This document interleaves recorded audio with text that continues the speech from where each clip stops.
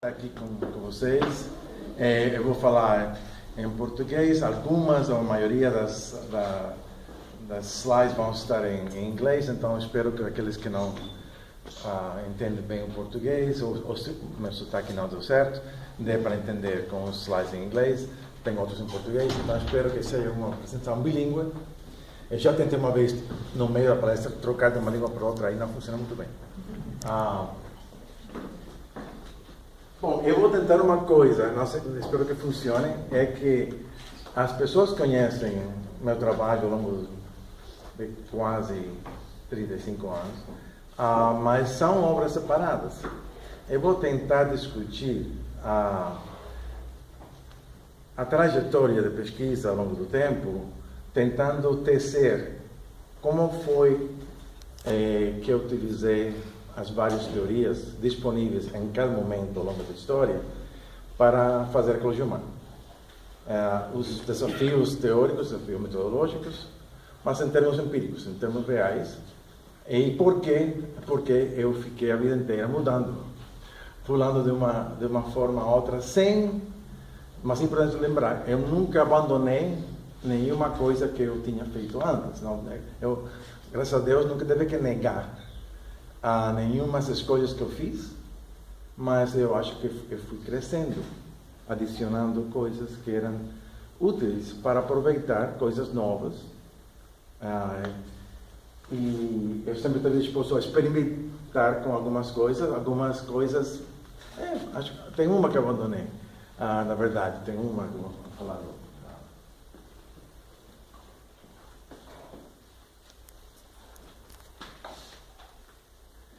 Quando eu fui para a Amazônia a primeira vez em 72,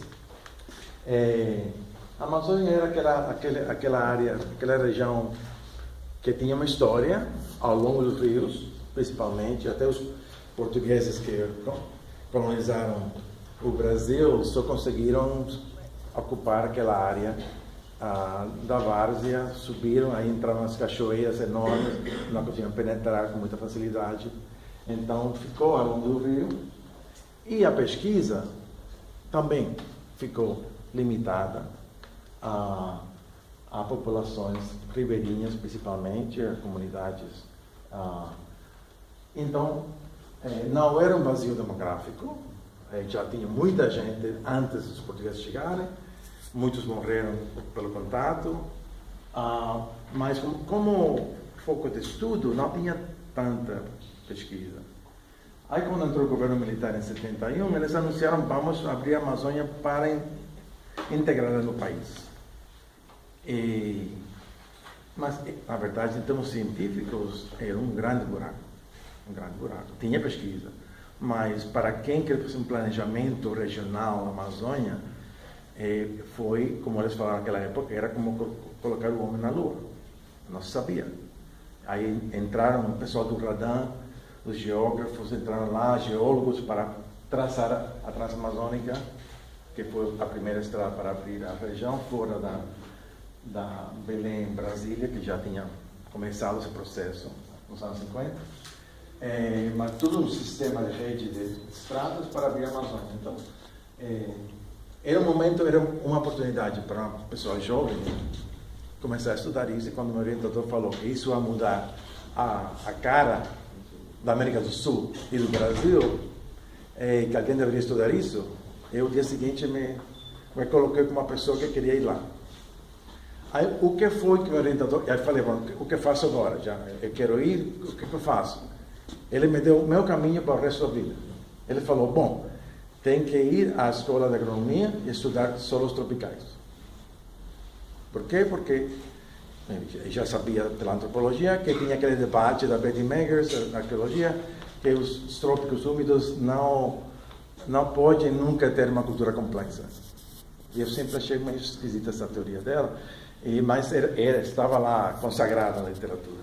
E todo mundo falava, repetia aquela coisa toda. Os psicólogos gostavam de repetir aquela história. Então, tem que estudar solos para poder falar sobre o tema. Tem que ir à geografia, aprender sobre ecologia de paisagem. Tem que ir já estava na antropologia. Já tinha feito história brasileira antes. Então já sabia alguns elementos. E tem que ir à engenharia ambiental para aprender ecologia de sistemas. Porque tinha um cara novo, Howard Oldham, que inventou as ideias sobre fluxo de energia, modelagem de fluxo de energia. Então, essas são as primeiras teorias e conhecimento que eu tentei amarrar para fazer uma ecologia. Algumas eram antigas, porque a ecologia cultural, da antropologia e geografia, outras eram novas, como fluxo de energia e modelagem. Era o começo da ecologia de ecossistemas, então eu fui também para a biologia aprender ecologia de ecossistemas.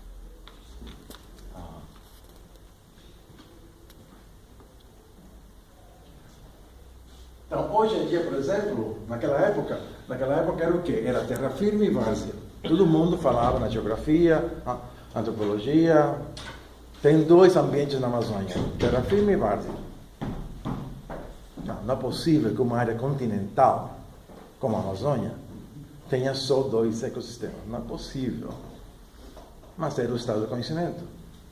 Então, hoje em dia, é possível, com todas as tecnologias novas, ter uma ideia da Amazônia inteira e estimativas bastante precisas sobre a quantidade de biomassa na bacia inteira. Isso é uma revolução no conhecimento da Amazônia. Quando eu fui a primeira vez, tinha muita pouca coisa. Tinha 2 estudos de biomassa perto de Manaus, feitos pelos alemães, no INPA. Era isso. A base de biomassa eram 2 estudos na reserva Tuque, perto de Manaus. O resto da Amazônia, a pessoa pegava aqueles dados e estimava, mas sabemos que a reserva Tuque não é a Amazônia inteira. Hoje em dia sabemos que tem, pelo menos esses, na verdade tem mais do que isso, em termos de tipos de vegetação da Amazônia. Já tinha 1 ou 2 botânicos que já estavam sugerindo isso nos anos 70, mas ninguém estava nem ouvindo eles. Mas hoje em dia temos muito conhecimento, tem centenas, se não milhares de cientistas que têm entrado nos últimos 30 anos na Amazônia e têm dado detalhes sobre todas essas vegetações que tem na Amazônia. E cada vez se abre mais o livro das variações que tem na Amazônia. Agora, só para colocar uma pergunta importante, é que até hoje as políticas ambientais falam de Amazônia. Então, ainda no nível da política ambiental, os políticos e outras pessoas que fazem planejamento, gerenciamento ambiental, ainda têm a cabeça que querem fazer um plano para a Amazônia. A Amazônia não existe como um todo. É pelo menos isso e ainda mais complexo. Então, tem que fazer planejamento que enfrenta a realidade ambiental e humana de toda aquela bacia enorme que tem. Então, quando eu comecei em 72, eu tentei tecer, que já falei, esse tipo de teorias, e desse trabalho que eu fiz por esses primeiros 18 anos, saíram um número de publicações. Esse aqui é um dos poucos que não foi traduzido ao português. Eu tentei, mas não consegui. Achava muito técnico o livro, as editoras daquela época que eu fiz contato. O outro foi traduzido e publicado pela DUSP.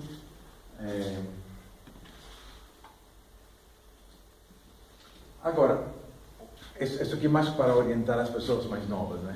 Eu sempre, na aula, sempre falo que é importante pensar as grandes perguntas.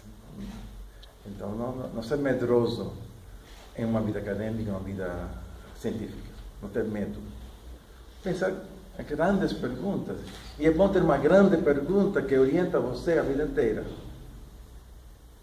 Vai mudar, vai ser muitas pesquisas. Mas uma pergunta por trás que une tudo isso, que faz sentido para toda aquela história de pesquisa que você, se tiver sorte, vai fazer. Então, minha pergunta era, que é baseado naquela... Eu era um revisionista da Betty Meggers, né? Ela falava que não tem potencial. Tópico úmido. Então, eu coloquei minha pergunta, qual será o potencial do trópico para a agricultura intensiva? Uma grande pergunta, tem impacto sobre a arqueologia, sobre a antropologia, sobre a agricultura, desenvolvimento, grande pergunta. Não, eu sei que essa pergunta eu nunca posso investigar. Eu tenho que pegar pedacinhos dessa pergunta e ir fazendo trabalho, ir adicionando trabalho para responder essa pergunta, qual é o potencial. E isso já implica certos tipos de variáveis que vou ir aqui atrás, começando pelo solo, que foi o que levou a essa pergunta. E o solo é tão fraco assim como o pessoal fala, como falava Pedro Negros. Eu já li uma coisa semana passada falando, o solo fraco da Amazônia. Espera aí. Onde na Amazônia? Tem solos bons, tem solos médios, tem solos fracos. Então não é tudo igual, não é todo fraco.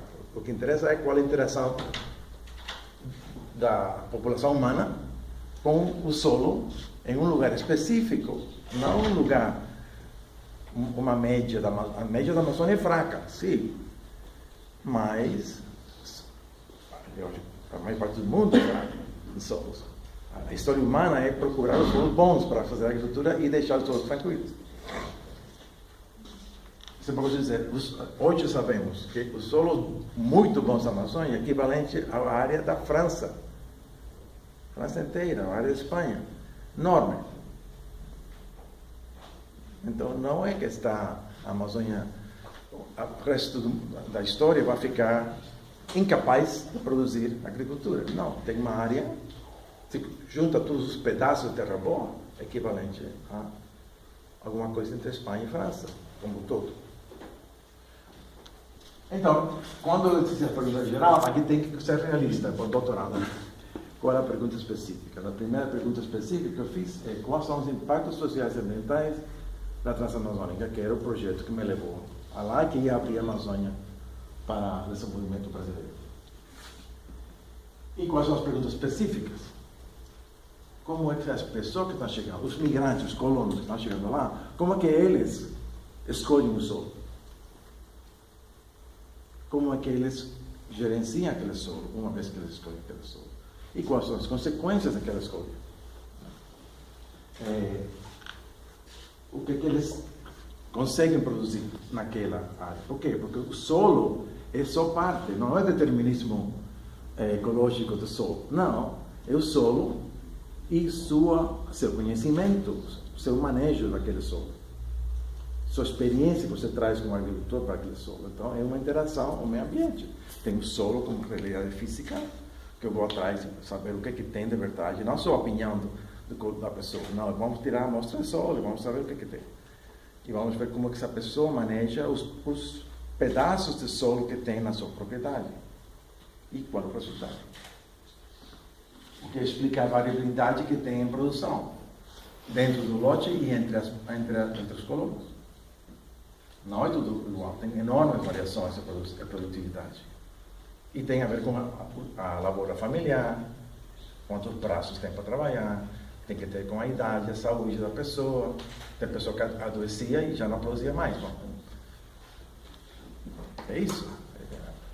Tem que ter um elemento sorte. Não? Você está saudável. Eu tinha um vizinho que falava, se eu estou saudável, eu vou estar bem aqui.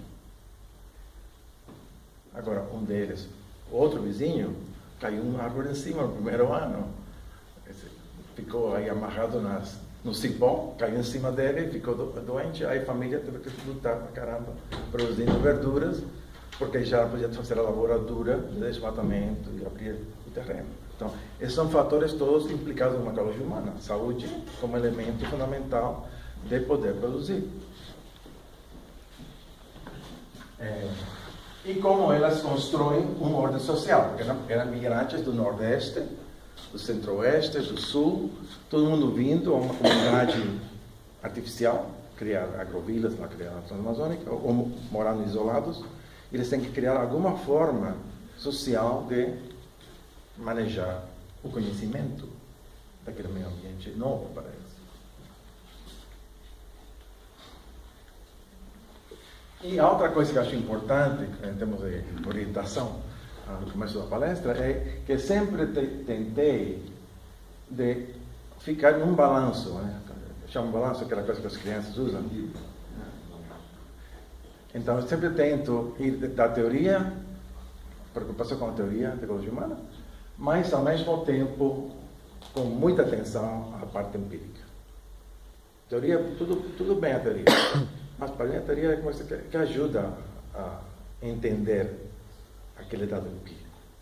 Então, vocês vão ver que eu vou para o campo e faço trabalho de campo, publico essas coisas, aí volto para trás e aí começo a repensar coisas teóricas sobre a ecologia humana, em função daquela experiência de campo. Né? Então, as publicações, você vai ver, começa com isso. O primeiro livro, logo depois da minha tese, uma semana depois da minha tese, comecei um livro que já tinha pensado quando era estudante de doutorado, sobre integração de um ponto de vista ecossistêmico, como a gente se adapta em vários ambientes do mundo. E depois voltei à Amazônia depois. Então, esse aqui foi nos primeiros 2 anos eu produzi esse livro, que ainda, eu acho, ainda está na 3ª edição em inglês e português. A EDUSP tem a edição em português. É uma síntese global, na verdade, de ecossistemas principais: ártico, montanha, deserto, trópico úmido, e como as populações se adaptam a este meio ambiente em pontos críticos da sobrevivência. No Ártico, o frio. Como que eles lidam com a baixa produtividade do Ártico e o frio para manter a sua população. Como a pessoa em montanha lida com a falta de oxigênio a mais de 3.000 metros. Em termos fisiológicos, em termos culturais, sociais, e em termos de solução. Então, esse é um ponto de vista que até hoje eu acho útil para pensar sobre a ecologia humana, que a gente identifica qual é o ponto no meio ambiente físico que constrange a adaptação e a produtividade. Você tem um ponto bom para começar, porque é isso que pode evitar. Isso vem da teoria do Liebig, né? Que tem um elemento que restringe a produtividade do solo. Se não tem fósforo adequado, pode ter muito nitrogênio, muito de tudo, mas está baixo em fósforo, pronto. O máximo de produtividade é aquele ponto de fósforo. Eu acho que na adaptabilidade humana é a mesma coisa. Tem uma coisa que limita você. Você tem que ter uma solução. E essa solução já constrange o resto do seu comportamento. Tem coisas que você não pode fazer, em função do que é necessário para sobreviver.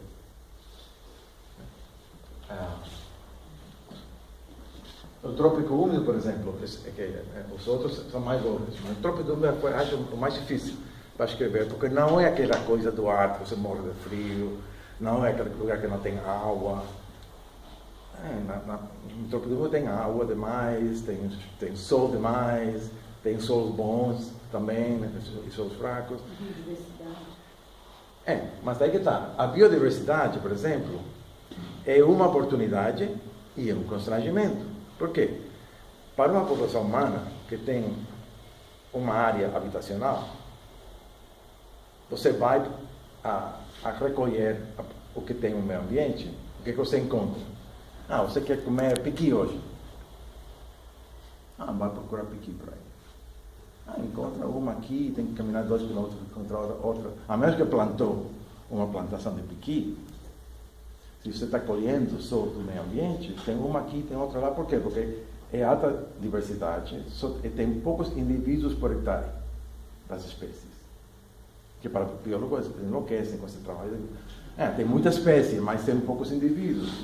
Então, para uma pessoa humana que quer comer o produto da floresta, isso é um sério problema. Então, no trópico úmido, eu tenho tentado explicar às populações humanas o que eles fazem. Eles tentam concentrar recursos. Os Kayapa, por exemplo, que tem uma literatura muito boa sobre isso, eles criavam ilhas de recursos no meio do cerrado, que eles podiam, quando saíam a caçar, podiam parar naquelas ilhas de recursos criadas por eles, onde tem uma concentração de plantas comestíveis.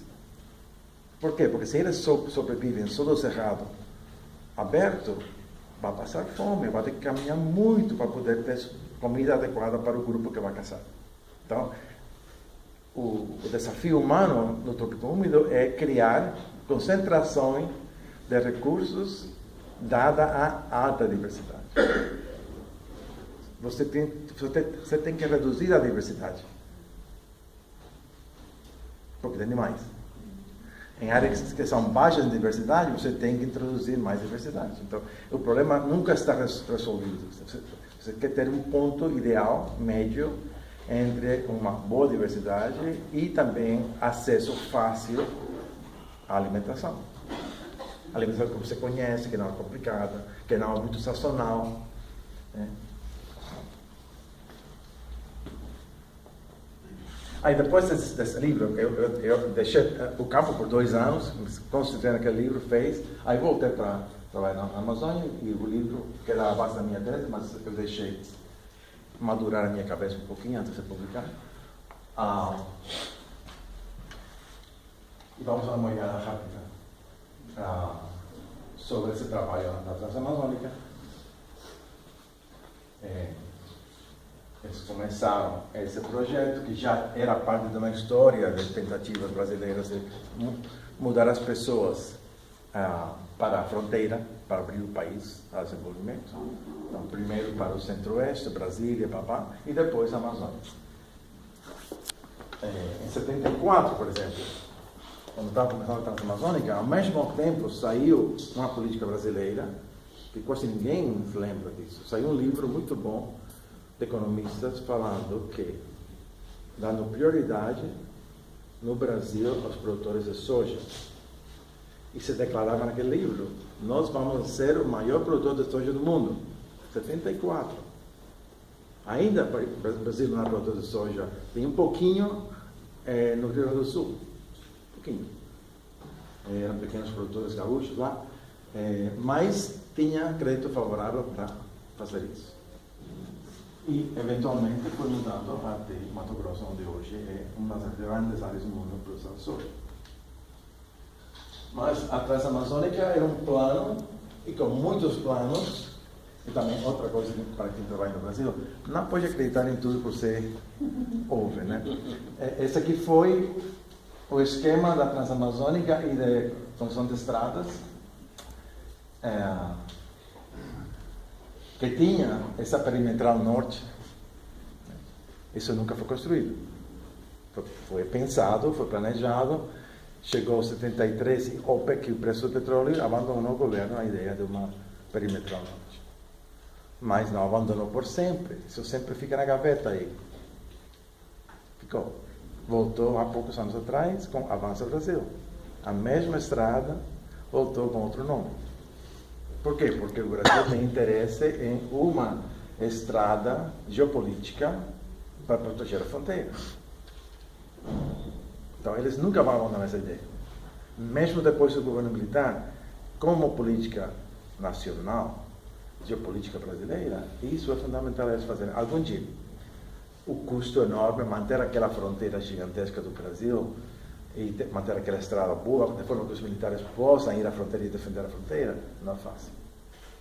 Mas isso era parte do plano original. E o outro plano, quando chegaram a Itaituba... Foi meu bisavô que criou a cidade. Como? Foi o meu bisavô que criou essa cidade. Itaituba?